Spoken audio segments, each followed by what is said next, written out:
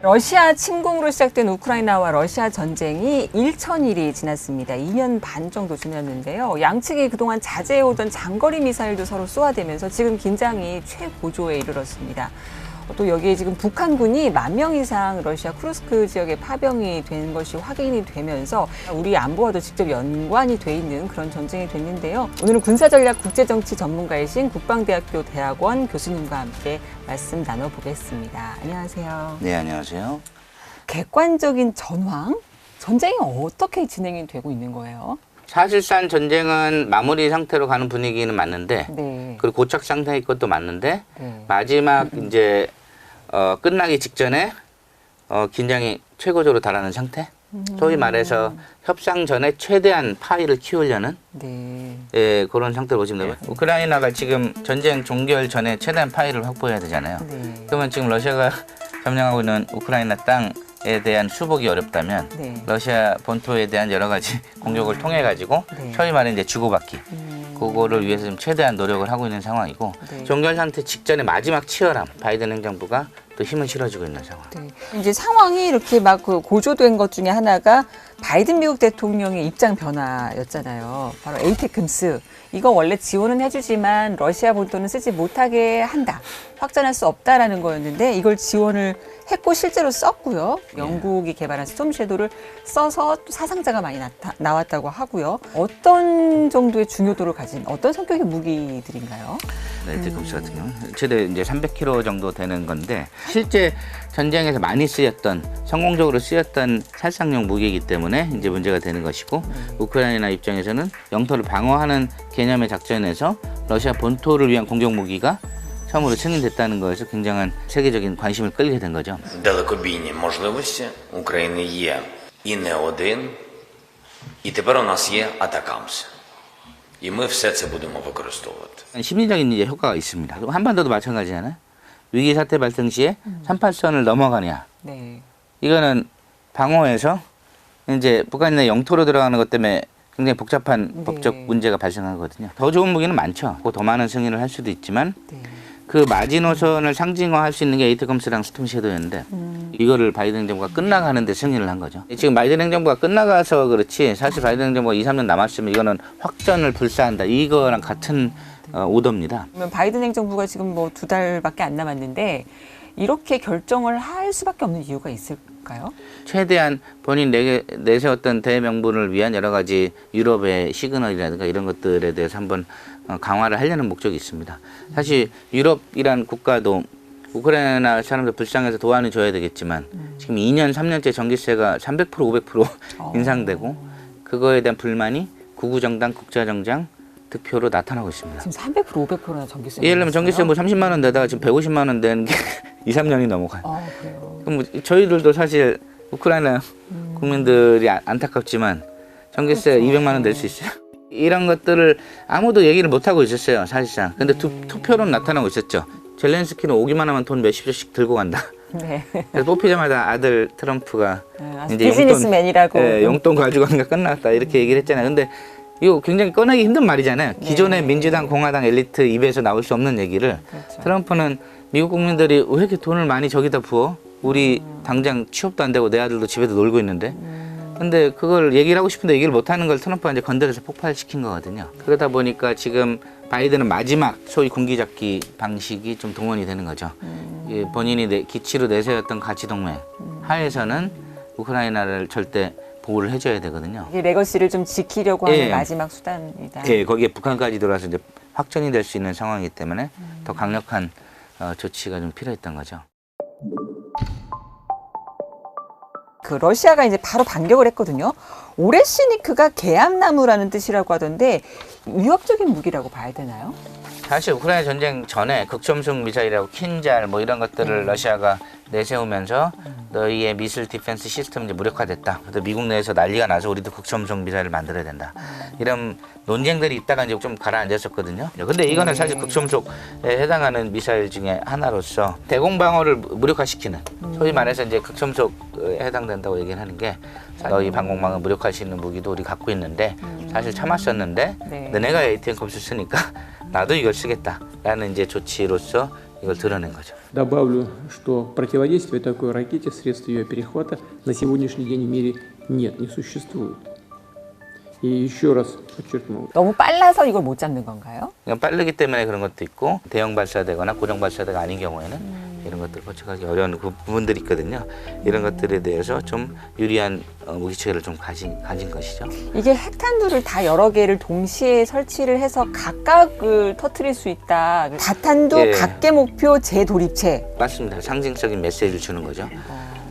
전술핵을 언제든지 비핵 국가한테도 제공할 수 있고 지금 전쟁 때도 쓸 수 있다라고 여러 번 지금 공언을 했는데 네. 이런 것들이 가능한 무기를 지금 대공망어 무력화할 수 있는 것들을 보여주겠다. 이건 단순히 우크라이나가 아니라 유럽 중에 누구라도 까불면 내가 할 수 있다. 이런 것까지 여러 가지 다른 메시지를 주는 협박이거든요. 네. 막말로 최악은 네. 서로 이제 공중전까지 들어가는 겁니다. 소위 전투기가 왔다 갔다 하면서 무제한 폭격을 하고 우리 6.25 전쟁 후반기 때 미국이 북한을 다 때려 부셨잖아요. 그때 독일보다 쐈던 폭탄이 뭐 6-7배가 많다는 미국 공군의 보고서도 있어요. 이런 식으로 이제 공군까지 본격적으로 개입되기 시작하면 이건 진짜 확전이 될 수 있죠. 왜냐하면 그중에 오탄이 발생할 수 있고 폴란드에 떨어질 수도 있고 알 수가 없는 상황에서 민간은 더 많은 피해를 받고 지금 전쟁이라고 서로 막 죽일 듯이 싸우는 건 아니고 러시아가 우크라이나에 쳐들어갈 때도 그런 공격은 하진 않았어요. 지상전 위주로 갔던 것이죠. 그래서 지금 서로 이제 전투기까지 다 들어가서 이제 포격을 해대는 상황이 되면 이거는 뭐 3차 세계대전이 되죠. 그래서 그 선은 넘지 않고 있고 지금 지상에서 할 수 있는 여러 가지 무기 성능 개량을 지금 경쟁하는 구도로 지금 첫 단추를 띈 겁니다. 진짜 총력전 전면전으로 3차 대전까지 갈 가능성도 있다고 볼 수 있는 거죠. 예, 그거야 뭐 알 수가 없죠. 자, 만약 러시아 쪽에서 전술핵을 소규모라도 빈 공터라도 오염될 수 있게 뭐 한다든가, 혹은 우크라이나가 대규모 러시아 국민들이 살고 있는 대도시를 어떤 식으로든 공격을 해서 뭐 수천 명의 피해자를 낸다든가, 이거는 넘을 수 없는 강을 넘은 것이죠. 네. 그렇기 때문에 그게 의도적이든 우발적이든 이거는 언제든지 존재합니다. 그래서 지금 굉장히 위험한 상황으로 치닫고 있는 건 맞고요. 이 상황을 전 세계가 지금 주시를 하고 있죠. совещание так называется, постоянное совещание. 러시아가 또 핵 위협을 계속 하고 있잖아요. 얼마 전에 맞습니다. 핵교리 수정을 했는데 위협이 되는 조치인지가 궁금하더라고요. 교리라는 게 이제 본인이 상징적으로 선언을 하는 것이거든요. 자기가 할 행동에 대해서 정당성을 스스로한테 부여를 하는 거죠. 네. 그전에는 예를 들면 이제 방어를 위해서만 쓰겠다. 우리가 핵 공격을 당하면 쓰겠다고 하던 걸 핵 공격을 당할 가능성이 있으면 쓰겠다. 뭐 이런 식으로 좀 넓히 가다가 지금은 비핵국 중에 군사동맹을 갖고 있는 나라가 공격을 받으면 또 쓸 수 있다. 선제 공격의 선을 이제 점점 넓혀가는 것이죠. 지금 거의 최대치로 가고 있는 겁니다. 네. 소위 본인이 어떤 식으로 행동할지 모른다라고 지금 겁박을 하고 있는 상황이고요. 지금 오리시네크나 이런 무기를 주면서 계속 말을 흘려요. 이 무기를 다른 나라에서도 볼 수 있을 걸. 모든 나라들이 핵이라든가 여러 가지 것들을 못하게 하는 통제 체제가 작동을 해놨었거든요. 네. 근데 러시아는 이제 이거를 깡그리 안 하겠답니다. 대북 제재도 지금 깼잖아요. 그럼 미국이 싫어할 만한 나라가 누가 있죠? 이란, 시리아, 북한 등등등 테러리스트까지. 그 전에 그것까지는 안 했어요. 지금 메드베데프가 어제 그렇게 그 말을 흘렸더라고요. 그거는 미국이 가장 싫어하는 확산까지도 우리가 할 수 있다. 우크라이나 전쟁만 아니고 우리가 암묵적으로 여태까지 유지했던 기존의 70년 체제를 다 무너뜨리고 너랑 소위 사이 안 좋은 애들한테 이런 첨단 과학 기술을 다 양도하고 너무 막 나가는 거 아니에요? 그것까지도 이제 너 이런 식으로 나면 우리가 너랑 지켜왔던 국제사회 체제를 네. 다 무너뜨릴 수 있다. 미국이 가진 힘이 뭐죠? 하나는 군사적 힘, 하나는 내가 얘기하면 국제사회가 동참해서 네. 문제를 일으키는 나라한테 외교적 고립과 경제적 제재를 할 수 있다는 이 힘이었는데 네. 이거 하나가 지금 다 사라졌어요. 근데 군사적 힘도 미국이 감당하기에 너무 다른 나라들이 세졌고 자기들은 약해지고 있어요.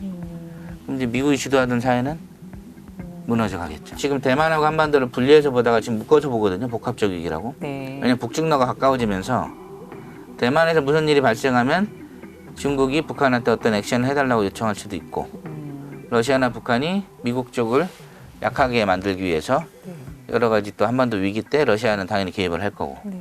그러면 이게 이제 확산이 되는 겁니다. 그럼 이제 지금 두 개의 전쟁에서 트럼프는 이쪽이든 손해를 보더라도 종결시키자. 근데 현재 구도대로 가면 이제 인도 태평양까지 연결된 전 세계 3차 세계대전의 가능성이 높아져 있는 거죠. 전쟁이 이렇게 확전되는 어떤 트리거가 됐던 게 러시아의 북한군 파병 이런 얘기들이 나오는데 이미 뭐 11,000명이 간 것은 기정사실로 확인된 것 같고요. 또 2차 파병으로 대규모가 올 거다라는 얘기가 나오고 북한군은 여기서 지금 전세에 어떤 영향을 줄 정도로 큰 역할을 하고 있는 거라고 봐야 되나요? 군사적인 영향보다는 외교적 심리적 영향이 꽤 클 겁니다. 네. 이게 지금 사실 우크라이나 러시아 둘이 싸우던 판을 네. 밖에서 무기 던져주고 뭐 먹을 거 던져주고 하면서 응원하는 방식이었잖아요. 근데 지금 한 명 껴들었어요. 싸운다고. 그러니까 이거는 이제 반대쪽도 껴들 수 있는 상황으로 지금 전환이 돼버린 거죠. 북한이 사실 저는 이번 결정이 북한이 최대 수혜자라고 보는 게 최상의 시나리오 가고 있죠.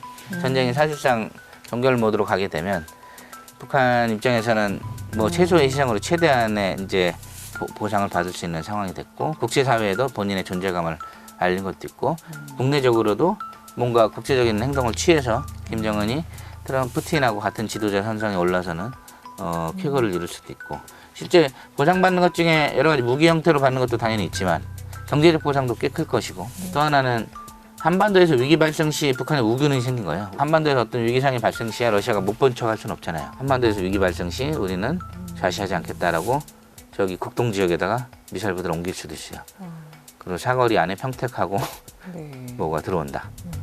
그럼 이거는 심리적으로 엄청난 압박이잖아요. 그렇기 때문에 게임 체인저로 발동할 수 있어서 우리한테 엄청난 위협이고 북한 입장에선 사실 희생자가 많지 않으면 최소 희생으로 최대의 효과를 본 것이죠.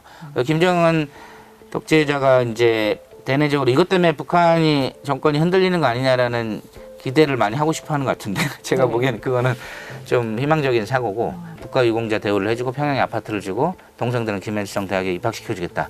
이래서 보장을 해서 오히려 단합을 시킬 수가 있습니다. 내부 정치에서도 효과를 거둘 수 있는 거예요. 네, 독재자들은 늘 그런 식으로 이제 해왔기 때문에 북한이 장사정포와 포병 전력을 보냈고 러시아에 러시아가 대가로 대공 미사일 같은 방공망 장비를 북한에 줬다. 그러니까 이런 식의 군사 장비의 지원 교류는 상당 부분 일어나고 있는 거라고 봐야 되는 거죠, 벌써. 저는 이게 최저의 협력 수준이라고 봅니다. 제일 위험한 거는 러시아군이 북한군하고 정례화해서 훈련을 하는 거예요. 네. 지금 초청했잖아요. 중로 훈련에 북한 오라고 여러 번 얘기했습니다. 그래서 한미연합 훈련 수준으로 지금 가고 있어요. 네. 거기에 북한까지 들어가면 러시아 땅에 인민군 몇백 명 강제 문제가 아니고 북한 땅에 러시아군, 중국군도 들어와서 훈련할 수 있어요. 어디서? DMZ 앞에서. 우리 미국 전략자산처럼 원산 앞바다에 SLBM 핵탄두 실은 잠수함이 한 달씩 올 수 있어요. 그전에는 러시아, 중국이 북한의 제재에 동참했었는데 지금은 아예 안 하니까 모든 게 가능합니다. 정례적인 군사훈련 안에 우리 평택이나 오키나와를 핵타격한다. 이런 시나리오 써가지고 같이 훈련하고 사이버 타격도 같이 하고 대만 위기 발생하면 북한은 평택에다 사이버 교란을 하고 러시아는 핵미사일을 끌고 와서 협박을 한다. 이런 식으로 자기들이 모의 훈련을 해버리면 여기가 3차 세계대전이 되는 거죠. 근데 우리는 더 최악으로 갈 수 있는 모든 상상지를 펴놓고 네. 이런 것들이 70년 동안 안 일어났으니까 안 일어나겠지 할 수 있는데 아무도 모르는 거죠. 트럼프가 원래는 하루 만에 전쟁 끝낼 수 있다고 했는데 트럼프가 가지고 있는 시나리오가 좀 드러난 게 있나요? 현재까지는 밝혀진 건 없고요. 네. 그렇다고 러시아가 영토 반납을 안 할 거는 확실하니까. 네. 근데 우크라이나는 또 그걸 받을 수는 없잖아요. 그러니까 그게 뭘로 보상과 어떤 제휴가 이루어질지. 당연히 러시아는 이미 얘기했죠. 지금 갖고 있는 땅은 러시아 동포들의 보호를 위해서 내줄 수 없다. 그게 러시아 땅의 편의만을 요구한 건지 제3의 국가로 만들어서 친러 국가로 하나 만들 수 있는 것까지는 오케이인지. 또 우크라이나는 그걸 용납할 수 없는데 그럼 뭘 또 얻어낼 수 있는 건지. 여러 가지 안들은 이제 A, B, C로 해가지고 이제 나올 겁니다. 네. 그래서 거기를 뭐 공동 평화 유지군을 보내서 뭐 한다든가 비무장지대 시화한다든가 뭐 아니면 국가 뭐 자치권의 뭐 권한을 어떻게 준다든가 아니면 경제적 보상을 어떤 식으로 한다든가 여러 가지.